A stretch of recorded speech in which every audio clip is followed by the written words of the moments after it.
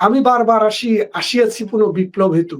এই বিপ্লব ঘটানোর জন্য আওয়ামী লীগে বিপ্লব ঘটাবে, এই দেশ আবার আমাদের কন্ট্রোলেই যাবে। কারণ মানুষের দেশ মানুষ শাসন করবে। এখন যারা শাসন করছে তারা মানুষ না, জানোয়ার। জানোয়ার দেশ শাসন করতে পারবে না। আপনাকে বলি, এখানে আজকে টক শোতে আপনি আনসার কাকে? যারা কথা বলতে পারে, টক করতে পারে তাদেরকে। স্কুল মানে হচ্ছে টিচার থাকবে, মাদ্রাসা মানে হচ্ছে হুজুর থাকবে, স্কুল আর বিশ্ববিদ্যালয় মানে টিচার থাকবে। আপনি সুতরাং রাষ্ট্র মানে কি? রাষ্ট্র মানে হচ্ছে একটা পলিটিক্যাল অর্গানাইজেশন। পলিটিক্যাল অর্গানাইজেশনে যদি পলিটিশিয়ান না থাকে, সেটা তো তার চরিত্রই হারাইয়া ফেলে। তো সুতরাং এটা চরিত্র হারাইয়া ফেলছে। ডক্টর ইউনূস মূলত যেটা মনে করেছে যে আমার বয়স 89 বছর, ডক্টর ইউনূসের কাগজের বয়স 85 বছর, কিন্তু তার জন্মের আগে আরো 4 বছর যোগ করেন। কারণ তিনি জন্মগ্রহণ করছেন দুলামিয়া সওদাগর নামে এক রাজাকারের ঘরে। উনি কিন্তু খুব মানে শিক্ষিত মানুষ ছিলেন না, কবে জন্মাইছে এটাও জানে না। তার জন্ম তারিখটা দিছে স্কুলের মাস্টাররা। সুতরাং সেই মাস্টাররা দেওয়ার সময় ওই আজ থেকে 50, 70, 80 বছর আগে 3, 4 বছর এমনি বেশি দিত। তার বয়স 90-এর কাছাকাছি। চেহারার দিকে তাকালে আপনি বুঝবেন। এই 90 বছরের মানুষ ডক্টর ইউনূস মনে করছে যে কদিন বেঁচে আছি, খুব বেশি দিন নাই, এই কদিন আমি রাজ করেই যাই। সেই জন্য ডক্টর ইউনূস এটা করতে পারছে। কিন্তু বিএনপি বা জাতীয় পার্টি, জামাত, অন্য কোনো দল আসলো এটা করতো না। কারণ তারা তো জানে তাদের দল আছে, তাদের কর্মী আছে, নেতা আছে, বিভিন্ন বয়সের মানুষ আছে। এটা এই দেশে এই জাতির কাছে অ্যাকাউন্ট দিতে হবে। ডক্টর ইউনূস মনে করছে এক পা কবরে চলে গেছে, যা করার করে যায়। কারণ ধর্মে তো বিশ্বাস করি না, পরজগৎ বলে তো উনি কিছু নাই বলেই মনে করে।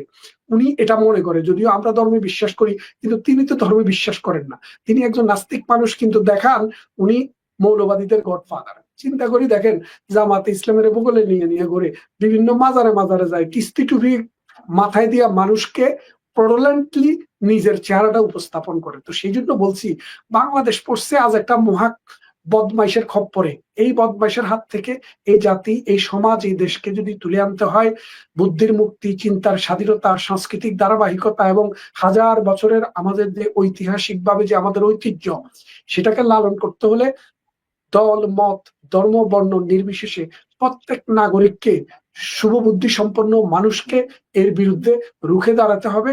যার যা শক্তি আছে, যার যা ক্ষমতা আছে, তাই নিয়ে আসতে হবে। বঙ্গবন্ধু 1971 সালে 7 মার্চে সেটা বলেছিলেন, আপনাদের গত 16 তোমাদের যা বছর মনে যা ছিল কিছু না? আছে তাই নিয়ে সেটা প্রস্তুত আপনাদের থাকো। গত 16 বছর মনে ছিল না?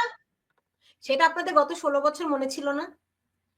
না, আমাদের মনে ছিল না তো তাই না, আমরা মনে ছিল না। আমাদের যদি অপরাধ হয়, আমাদের যদি অন্যায় হয়, আমরা তো বিচার মাথা পেতে নিব। একটা সভ্য রাষ্ট্র, বিচার আছে, আইন আছে, শাসন আছে। আপনি আমাদের বিচার করেন, আমরা তো তার বিরোধী না। কিন্তু আপনি তো আমাদের বিচার করতে আসেন নাই, আপনি আসছেন দর্শন করতে, হত্যা করতে, লুণ্ঠন করতে। আপনি প্রতিবন্ধী লোককে, এই যে 2 দিন আগে 3 দিন আগে এই মুরাদনগরে যে ঘটনাটা ঘটলো, সভ্য দুনিয়াতে এরকম কয়টা ঘটনা ঘটে? পৃথিবীতে কয়টা ঘটনা আপনি দেখেছেন এরকম? কারণ এখন আপনি যে আমাকে বলছেন আমার রিপ্লেসমেন্ট আপনি ডক্টর ইউনূসকে মনে করেন, আওয়ামী লীগের রিপ্লেসমেন্ট আওয়ামী লীগ বিএনপি কে মনে করেন। হ্যাঁ, মনে করতে পারেন, কিন্তু ডক্টর ইউনূস না। কারণ কি, আমরা যখন ক্ষমতায় ছিলাম, আমরা যখন দেশ চালিয়েছি, আমাদের অনেক ডিফেক্ট ছিল, এটা আমি বিশ্বাস করি। ডেমোক্রেসি আমরা প্রপারলি ফাংশনিং করতে পারি নাই। কারণ বাংলাদেশ আওয়ামী লীগ তো কোনো ফেরেশতারা চালায় না, মানুষেরাই চালায়। মানুষের ভুল ত্রুটি আছে, অন্যায় আছে, নির্যাতন নিপীড়ন যদি করে থাকে, সেটার বিচার আপনি করেন, আমরা মাথা পেতে নেব। কারণ দেশকে বিশ্বাস করি, এই দেশকে শাসন করার জন্য যারা আসবে, তারাই আইনগতভাবে অন্য নাগরিকের বিচার করবে। আপনিও করেন, আমাদের ওটা সমস্যা নেই। কিন্তু আপনি দর্শন করবেন কেন? আপনি মানুষের বাড়ি জ্বালাবেন কেন? 32 নম্বর ভাগ্নের কেন? আপনি কোর্ট থেকে অর্ডার নিয়ে এসে আপনি আমার বাড়ি নিয়ে যান, আপনি আমার বাড়িতে হামলা চালাবেন কেন? আপনি যদি মনে করেন আমি দুর্নীতি করেছি, অন্যায় করে টাকা কামিয়েছি, আপনি আমাকে কোর্ট থেকে আদেশ এনে আমার বাড়ি থেকে উঠায় দেন। কারণ রাষ্ট্র তো আপনাকে ক্ষমতা দিয়েছে। তা আপনি যদি সেটা না করে আমাকে দর্শন করতে আসেন, আমার বোনকে উঠাই নিতে আসেন, আমার বাড়ি দখল করে নেন, আমার ব্যবসা প্রতিষ্ঠানে তালা লাগিয়ে দেন, আগুন লাগিয়ে দেন, এ তো মানুষের কাজ না, এটা তো বর্বর, অসভ্য এবং শয়তানের কাজ। আপনি কি শয়তানের ছোট ভাই? মঞ্জু ভাই, বুঝতে পেরেছি। জনাব মঞ্জুরুল হক, আপনি শুনছিলেন যে আমাদের মনিরুল ইসলাম বলছিলেন যে তাদের আওয়ামী লীগের আমলে যেই যে তাদের যে দুর্বলতা, যেই তারা যেই অন্যায়ের সঙ্গে যুক্ত ছিল, সেগুলো ছিল তাদের বিচার। তারাও চায় যে তাদের যারা অন্যায় করেছে সেগুলোর বিচার হোক। কিন্তু বর্তমানে তো আইনের শাসনই নেই। তো সেই ক্ষেত্রে তারা বলছে যে যেহেতু আন্তর্জাতিক অঙ্গনে তাদের নিয়েও, তাদের অপরাধেরও বিষয়গুলো, তাদের মানে মোট কথা হচ্ছে কি, তাদের যে একটা ভালো ইমেজ আছে আন্তর্জাতিক অঙ্গনে তা নয়, ফলে তাদের সময় লাগছে।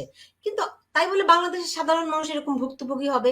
বাংলাদেশের সাধারণ মানুষ আইনের শাসন থেকে বঞ্চিত হবে, যেখানে সেখানে তাদেরকে পিটিয়ে হত্যা করা হবে।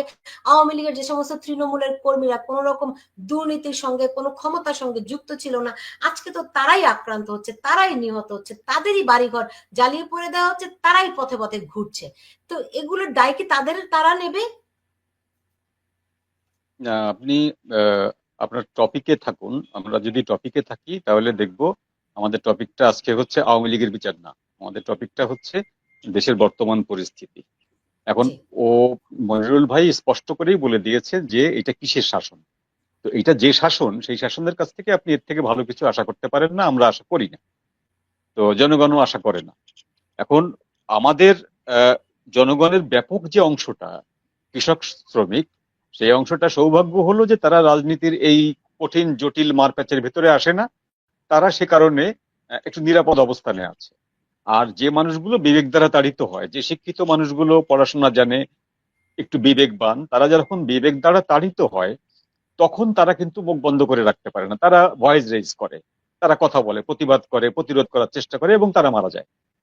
এখন যতগুলো লোক মারা গেছে গত 5 তারিখের পর থেকে, গত 5 আগস্টের পর থেকে, সবাই কিন্তু আওয়ামী লীগের না।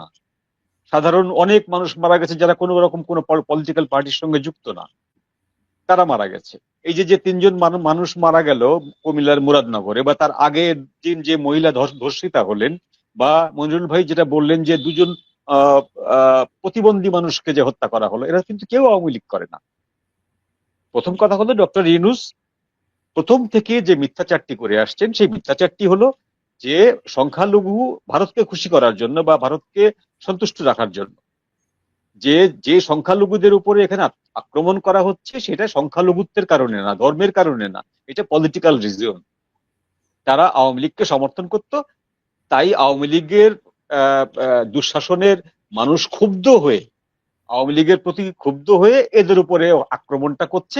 এটা ধীরে ধীরে কমে আসবে। এই মিথ্যাচারটি উনি আগস্ট মাসে করেছিলেন, সেপ্টেম্বর মাসে করেছিলেন, এবং স্টিল নাও উনি এটি করে যাচ্ছেন, তাই না? তো বিষয়টা তো এটা না। একজন হিন্দু রমণী, তিনি জীবনেও হয়তো ভোট দিতে যাননি, তার বয়স যদি 15 হয় সে ভোট দিবে কি করে?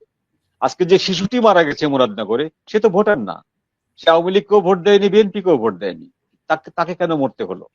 তো এই এই ধরনের, মানে যদি আমরা বলি যে সমাজে অরাজকতা বা এনার্কি তৈরি হলে মানুষ মারা যায়, সেটা বিএনপির আমলেও মারা গেছে, জাতীয় পার্টির আমলেও মারা গেছে, আওয়ামী লীগের আমলেও মারা গেছে। কিন্তু এখন যেটা মারা যাচ্ছে সেটা হলো আগের থেকে প্ল্যান করা হচ্ছে। যে পটিয়ায় যে থানায় যে হামলাটা হলো, আগের দিন কেন হামলাটা হলো?